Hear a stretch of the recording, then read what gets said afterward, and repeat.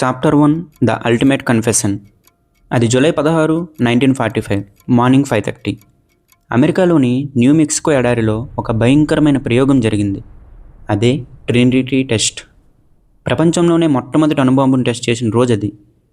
ఆ బాంబు పేలినప్పుడు వచ్చిన వెలుతురు ఎలా ఉందంటే, ఆకాశంలో వేల సూర్యులు ఒక్కసారిగా ఉదయిస్తే ఎంత ప్రకాశంగా ఉంటుందో అంత. ఆ project director, father of atomic bomb అని పిలువబడ్డ జే. రాబర్ట్ ఓపెన్హైమర్ ఆ పేలుడు చూస్తూ ఆనందపడాల్సింది పోయి భయంతో వణికిపోయాడు. అప్పుడు అతని నోటి నుండి వచ్చిన మాట, now I'm become death, the destroyer of world's. దాని అర్థం ఏమిటంటే, ఇప్పుడు నేను మృత్యువునయ్యాను, ప్రపంచాలను నాశనం చేసేవాడినయ్యాను. గమనించాల్సిన విషయం ఏమిటంటే, ఒక క్రిస్టియన్ అయిన ఓపెన్హైమర్ బాంబు పేల్చగానే భగవద్గీతలోని శ్రీకృష్ణుడి మాటలను ఎందుకు గుర్తు చేసుకున్నాడు? అసలు ట్విస్ట్ ఏంటంటే, ఈ ప్రయోగం జరిగిన కొన్ని రోజుల తర్వాత ఒక స్టూడెంట్ ఓపెన్హైమర్ని ఒక ప్రశ్న అడిగాడు. సార్, ప్రపంచంలో పేలిన మొట్టమొదటి అణుబాంబు ఇదే కదా అని. దానికి ఓపెన్హైమర్ ఇచ్చిన సమాధానం, అవును, మోడర్న్ హిస్టరీలో అయితే ఇదే మొదటిది. మోడర్న్ హిస్టరీలో? మరి ఏన్షియంట్ హిస్టరీలో? మన ప్రాచీన కాలంలోనే ఇలాంటి బాంబులు పేలాయా? నమస్కారం, ఆర్ బులెటిన్కి స్వాగతం. ఈరోజు ఈ వీడియోలో మనం చూడబోతున్న నిజాలు మీ మైండ్ బ్లాంక్ చేస్తాయి. వీడియోని ఎక్కడా స్కిప్ చేయకుండా ఎండ్ వరకు చూడండి. Chapter 2 the physical evidence. Oppenheimer ఏమైనా ప్రతిబింబించి మాట్లాడా? వేల ఏళ్ల క్రితమే బాంబులేంటి బ్రో అని మీరు అనుకోవచ్చు. కానీ సైన్స్ ఎప్పుడూ గుడ్డిగా నమ్మదు, సాక్ష్యాలు వెతుకుతుంది. మనం ఇప్పుడు రాజస్థాన్లోని జోధ్పూర్కి కొన్ని కిలోమీటర్ల దూరంలో ఉన్న ఒక ప్రాంతం గురించి మాట్లాడుకోవాలి. ఇక్కడ ఇల్లు కట్టడానికి ఎవరూ సాహసించరు, ఎందుకంటే అక్కడ తవ్వకాల్లో రేడియోధార్మికత అత్యంత తీవ్ర స్థాయిలో బయటపడింది.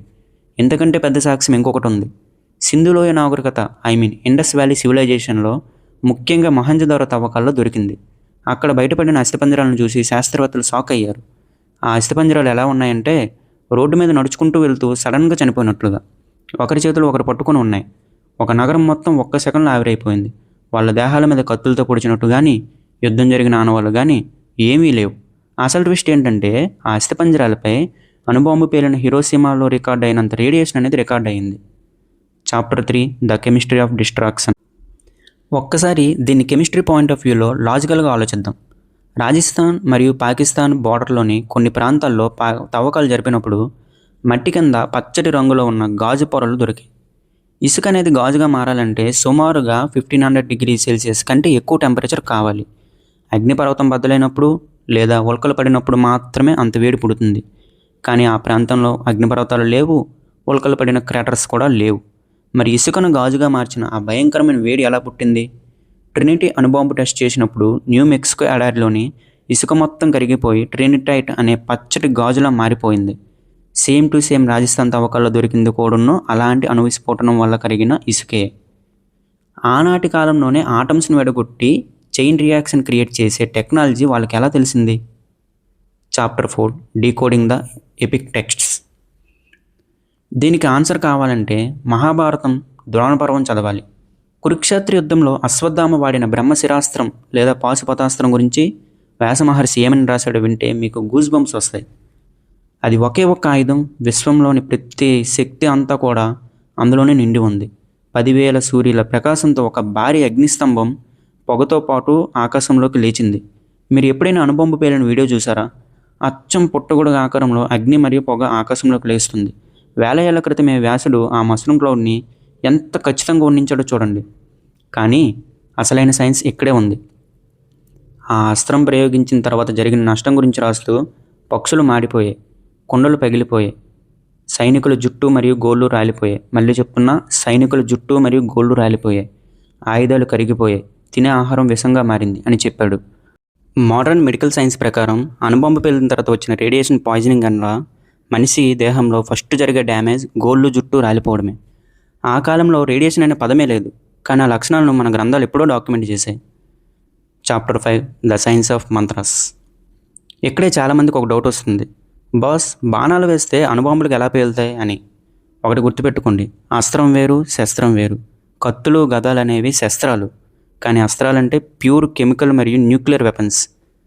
ఆ బాణాలు కేవలం డెలివరీ సిస్టమ్స్ మాత్రమే, అంటే నేటి కాలంలో అణుబాంబును మోసుకెళ్లే బ్యాలిస్టిక్స్ మిసైల్స్ లాగా అన్నమాట. మరి వాటిని మంత్రాలు చదివి ఎలా ప్రయోగించారు? మంత్రాలంటే కేవలం పూజలు కాదు ఫ్రెండ్స్, అవి సౌండ్ ఫ్రీక్వెన్సీస్. ఈరోజు మనం ఫోన్లో హే సిరి లేదా ఓకే గూగుల్ అని వాయిస్ కమాండ్ ఇస్తే ఫోన్ ఎలా అన్లాక్ అవుతుందో ఆనాటి అస్త్రాలు కూడా ఒక పర్టికులర్ వాయిస్ ఫ్రీక్వెన్సీతో లాక్ చేయబడి ఉండేవి. ఆ వాయిస్ పాస్వర్డ్ తెలిసిన వాళ్ళు మాత్రమే ఆ అస్త్రాన్ని యాక్టివేట్ చేయగలరు. అందులో ఉండే కెమికల్స్ ఆ సౌండ్ వైబ్రేషన్స్కి రియాక్ట్ అయ్యి విస్ఫోటనం చెందేవి. Chapter 6 the great reset, why is it hidden.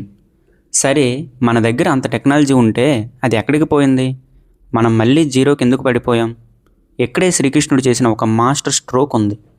Kurukshetra యుద్ధం తర్వాత భూమి పూర్తిగా నాశనం అయిపోకుండా ఉండడానికి ఆ మహాశక్తివంతమైన అస్త్రాల టెక్నాలజీని మొత్తం కనుమరుగు చేసేశారు. అశ్వత్థామ లాంటి కోపాగ్ని ఉన్న వాళ్ళ చేతికి ఇలాంటి ఆయుధాలు వెళ్తే సృష్టి నాశనం అవుతుందని ఆ విద్యా రహస్యాలను తర్వాతి తరాలకు చేరకుండా బ్రేక్ చేశారు. అది ద్వాపర యుగం ఎండ్ అయ్యి కలియుగం స్టార్ట్ అవుతున్న సమయం. అంటే మానవాళి మనుగడ కోసం ఒక గ్రేట్ రీసెట్ జరిగింది. Chapter 7 the bridge to the ultimate truth. కానీ ఆ అద్భుతమైన సైన్స్, ఆ క్వాంటమ్ నాలెడ్జ్ ఎక్కడికి పోలేదు. డైరెక్ట్గా చెబితే అర్థం కాదని మన గుడుల్లో, మన విగ్రహాల్లో, మన దేవుళ్ళ రూపంలో, అత్యంత రహస్యమైన కోడ్స్ రూపంలో దాచిపెట్టారు. మనం కేవలం దేవుడి బొమ్మను చూసి దండం పెట్టుకుంటున్నాం. కానీ అందులో ఉన్న సైన్స్ని మనకంటే ముందు ఫారెన్ సైంటిస్టులు డీకోడ్ చేశారు. అందుకే సృష్టిలోని ప్రతి అణువు గురించి వేల కోట్ల రూపాయలు ఖర్చు పెట్టి మరీ రీసెర్చ్ చేస్తున్న ప్రపంచంలోని అతిపెద్ద ల్యాబ్ CERN ల్యాబ్ స్విట్జర్లాండ్ వాళ్ళు తమ ల్యాబ్ మెయిన్ గేట్ ముందు 2 మీటర్ల ఎత్తుకున్న నటరాజస్వామి విగ్రహాన్ని ఎందుకు పెట్టుకున్నారు? అసలు వాళ్లకు మన నటరాజస్వామికి, క్వాంటమ్ ఫిజిక్స్కి ఉండే కనెక్షన్ ఏంటి? ఈ విశ్వం ఎలా పుట్టింది, అణువుల అమరిక ఎలా ఉంది అనేది ఆ విగ్రహంలో ఎలా దాగుంది? ఆ ప్రపంచాన్నే కదిలించే రహస్యమేంటో మన సిరీస్ పార్ట్ 2లో పూర్తిగా డీకోడ్ చేద్దాం. ఇలాంటి మైండ్ బ్లోయింగ్ ఫ్యాక్ట్స్ మీరు మిస్ అవ్వకూడదంటే ఇప్పుడే మన ఛానల్ R-Bulletinని సబ్స్క్రైబ్ చేసుకోండి. బెల్ ఐకాన్ నొక్కడం మర్చిపోకండి. మళ్ళీ పార్ట్ 2తో కలుద్దాం. జై హింద్.